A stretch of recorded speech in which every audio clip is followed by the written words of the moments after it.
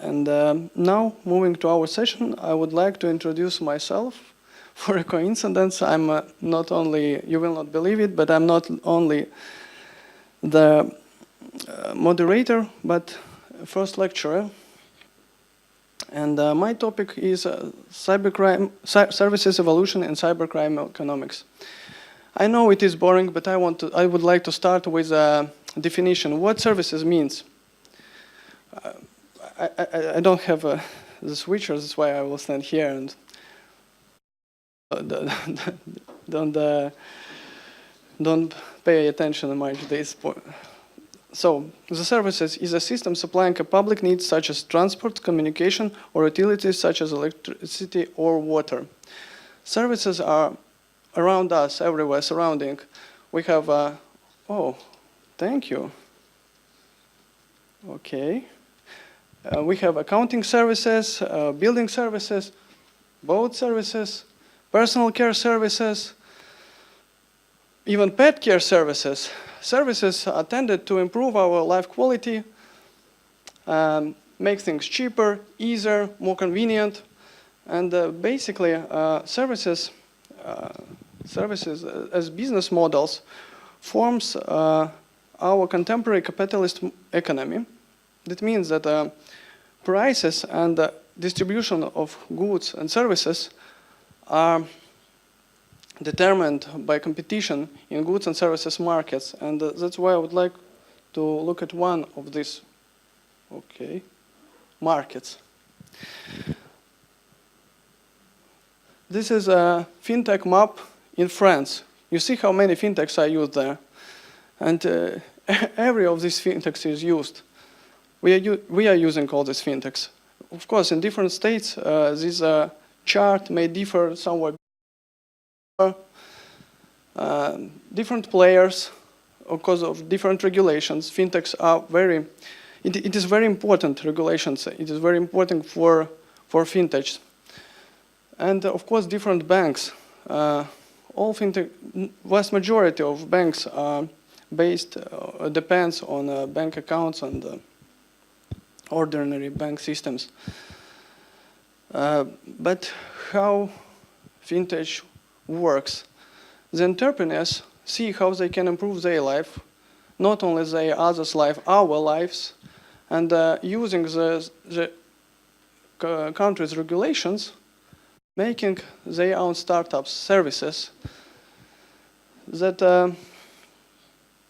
actually is challenging other startups, challenging banks, challenging other fintech in other countries. We can imagine that we are going to the shop, a store, we want to buy a cola. We see a big cola, 2-liter bottle, and it is good, it's 2 liters. We understand that in 10 minutes it will not be over, and we will not have to go after another one. But we understand the consequences. It is heavy, it is big, and maybe we will even have to buy a bag to carry it. But we have an option. We have another fintech or another bottle. Smaller, more convenient, more handy. It's good. Maybe it will not be enough, but we will take another one after this one ends. And these fintech are moving financial institutions, technologies, and approach forward, moving forward banks' technologies, banks' approaches. Maybe you remember such situation when you can't find your credit card. Last time I had such situation, I didn't know what to do. Maybe I lost it, maybe not, but I decided to call the bank with a simple question. Maybe you can block my card? Yes, my card was blocked, and at that moment I understood that now I will have 1 week to survive without any card, without money, but now what we have. Let me finish with this story. After 10 minutes I found my card. I called really back, but my card was blocked, and I had 1 week to survive. And yes, $7.45 for a new card, by the way. Now we have great applications. Fintech applications, even bank applications are beautiful. We can see balances, we can transfer money each other, we can use trading platforms, we can block and block the cards. It is beautiful, and thanks to fintech. To my mind, thanks to fintech. But there is another side of the medal. The regulation of this fintech is not so rigid as banks one, and it means that the rule know your client not always works as perfect as in banks. And fintech may take risks that ordinary bank will not do. But talking about fintech and first digital money, I couldn't mention this one. It was a pioneer of digital money, eCash. eCash company was founded in 1990s by David Chom. They created an interesting system, blind signed a certificate system, and based on this, the electronic money. And they had very great contracts with big banks, but only 300 merchants and 5,000 clients. In 1998, they filed bankruptcy. In 1999, Chom left the company. What is blind signed certificate system? It's for your understanding, it's something like a Bitcoin grandpa. So DigiCash was emerged too early. Humanity wasn't ready for such digitalization. As far I remember, the oldest, oldest web shop in Latvia was founded in 2001. It was yes.lv, and there was no option to pay electronically by digital money. There was only one option. You see the product, you see the number, you call, you wait for a product, you wait for the courier, and you have always problems with change. But progress doesn't stand still. It's moving forward, and not maybe around 10 years later, at 2006, in Costa Rica was founded, headquartered in Costa Rica was founded another interesting digital money startup named Liberty Reserve. The crucial role played exchangers. To Liberty Reserve idea, according to Liberty Reserve idea, the exchangers should know their clients better than Liberty Reserve by its own. As Liberty Reserve founder described in one of the interviews that this system is very close to United States dollars when Federal Reserve is printing dollars but exchanging and knowing better their clients. I don't know if it is correct, but the system is very close to contemporary Bitcoin system. Despite Liberty Reserve, the Bitcoin system is quite decentralized, but the crucial role are playing exchangers and trading platforms. In 2013, United States government took down this project and charged founder and 6 other persons with running unlicensed business charge and money laundering charge count. According to report, US government's report, Liberty Reserve had more than 1 million users, and in 55 transactions, allegedly laundered money was about 60 billions.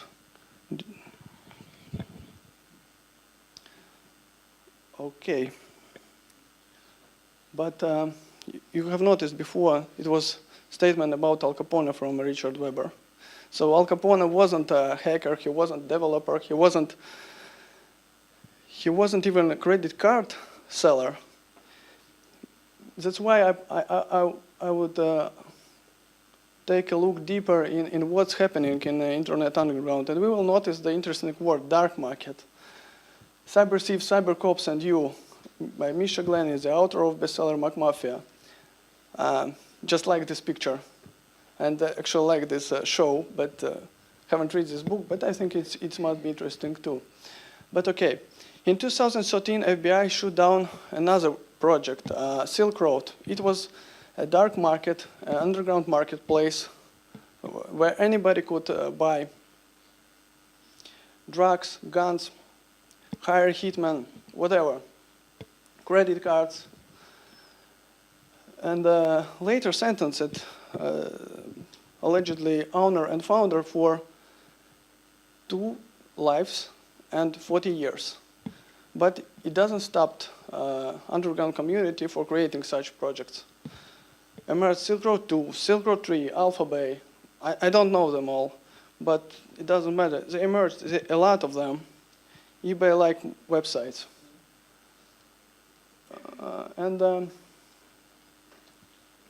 Alpha Bay had about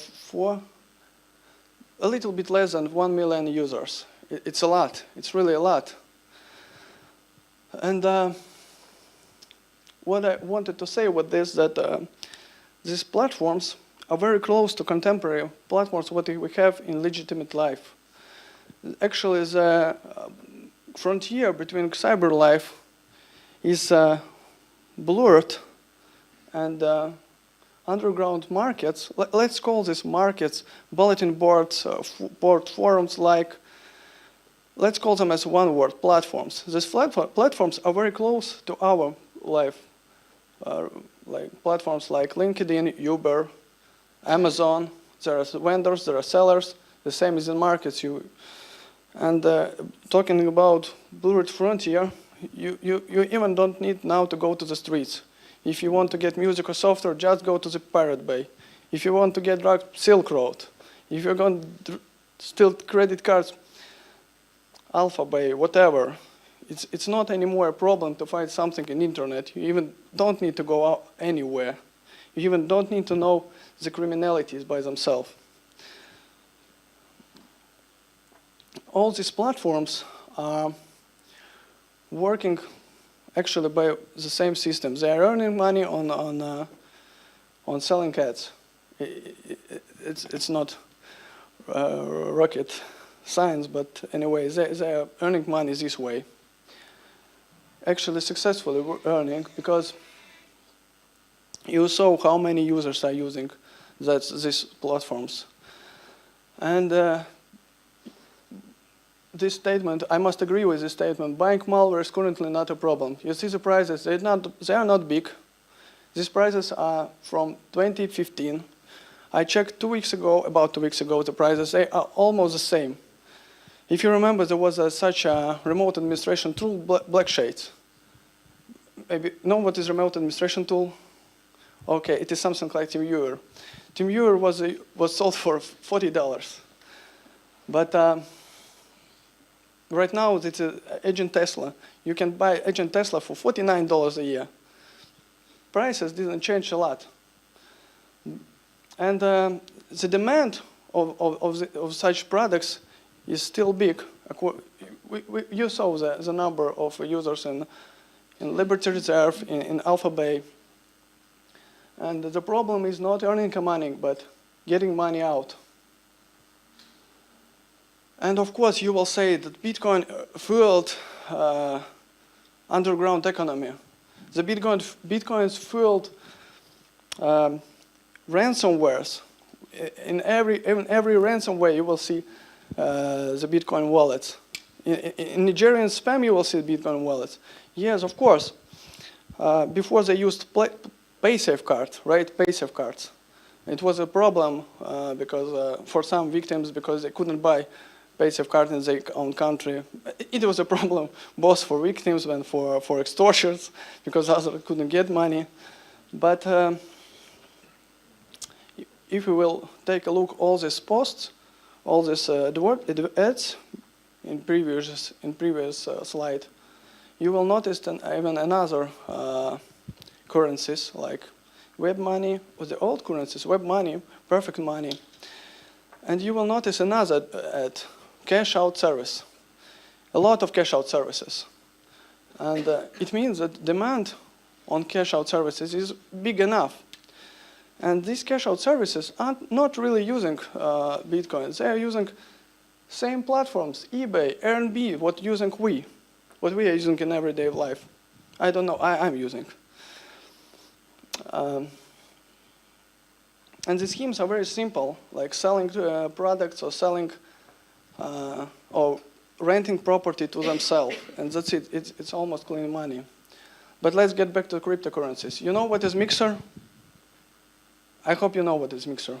Well, the Mixer is another service, another underground service. You send Bitcoin to this service. It's splitting, divided in fraction, combining your Bitcoin or Bitcoin fraction with other Bitcoins and give you back the same amount except small commission. It is almost untraceable, but it is interesting fact that when blockchain meets web cookies, up to 60% of transaction can be linked to the individuals. But I want you to pay attention more to this statement. Okay, more to this statement. Europol estimates about 3–4% in illicit proceeds in Europe laundered through the cryptocurrencies. 3–4%. You remember that slide with Coca-Cola? I hope you wanted to ask me the question, what that Coca-Cola can stand it for? Exactly, that Coca-Cola stands for cryptocurrencies. So when we look at all this laundered money, the cryptocurrencies is only 3–4% of all the laundered money, all the platforms. And I don't think it will be more popular. Cryptcoin is not used everywhere, maybe airBaltic or some other services, not really popular services, but anyway, it will survive, the same as Coca-Cola can survive. I don't know who is buying Coca-Cola cans, but you can still buy them.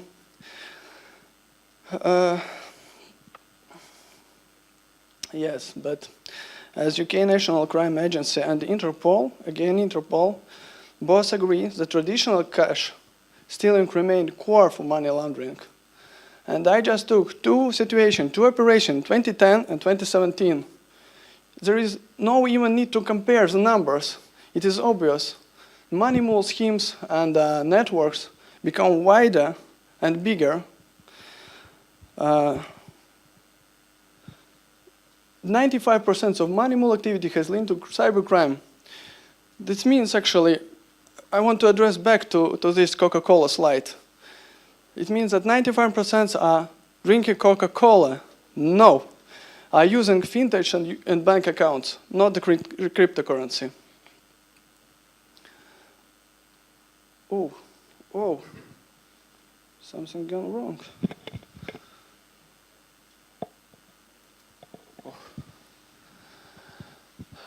With all these texts, all these slides, I wanted to say one thing, not maybe one, but don't really pay attention to this picture. It's a beautiful picture about our modern vision of ecosystem.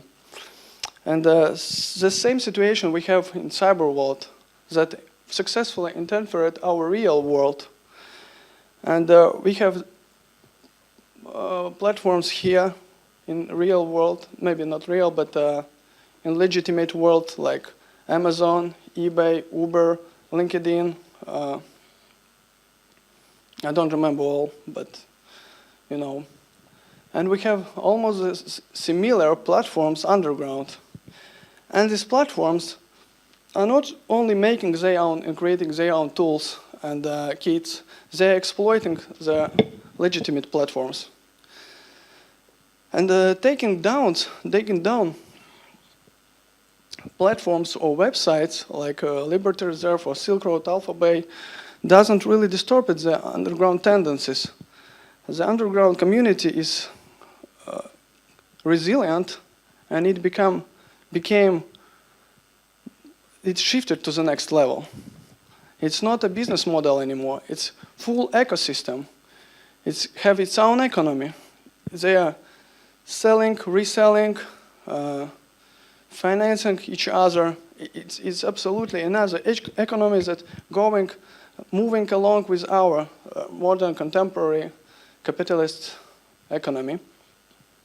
But the most awful thing, what I think in this system is that any kid, any school kid, can download Tor browser, can open Bitcoin wallet, can go to the platform, get some drugs, divide it, send new GPS location, and this is how he will get his first capital, the Bitcoin. After that, he will be able to DDoS government institution, buy ransomware, use malware, or even buy drugs, guns, counterfeit money, and use it in real market. And the conclusion of this, I think that to my opinion, our institutions should work more united and maybe more proactive, neither reactive. We have enough. Right now, actually, we are in a difficult situation when different various law enforcements and cybersecurity specialists, security professionals are working and fighting the new cybercrime techniques, kids trying to understand the revenue generation and so on. But we have enough knowledge in artificial intelligence, in such science as big data. And we can do something more, neither creating a united guidelines or security standards, what everybody will use. We are able to make something like a platform, a monitoring platform that could predict and indicate the cybercrimes before they are, whoa. Excuse me. Especially such platforms that allow users to transfer money, or transfer products, share goods, or share services. We should understand that every legitimate system is now already put on test by cybercrime world. Every. And our responsibility as individuals are stay informed and be aware of methods criminals may use. But you seen the last slide. Yes, it's the last slide. I didn't want to finish my presentation on such a dramatic note. That's why I found one joke. I hope you will like it. I liked it. But thank you for your attention. And if you have questions, it's right moment to ask. Thank you. Okay. Thank you. You had one very interesting fact in your story. You mentioned that there is a criminal alternative to Uber. So is there any criminal, like Uber-like transport app or service available? The idea of such of my text was that Uber not really producing taxi services. They're just in connecting people. And the same underground markets, all these even websites that offering agenttesla.com, for example, they are just connecting people. That one are offering services and another exploiting it. Thank you. Oh, let's change it again. Thank you. I was just wondering if there is any information on transport-related services, because they need logistics. Oh, I can't answer on this question right now, but if you email me, we can have a discussion on this question, and maybe we were really able to make some report about this, because you're right. It is a problem too. Money mules, for example, they are moving money not only wiring, but of course in cash. Thank you. You're welcome.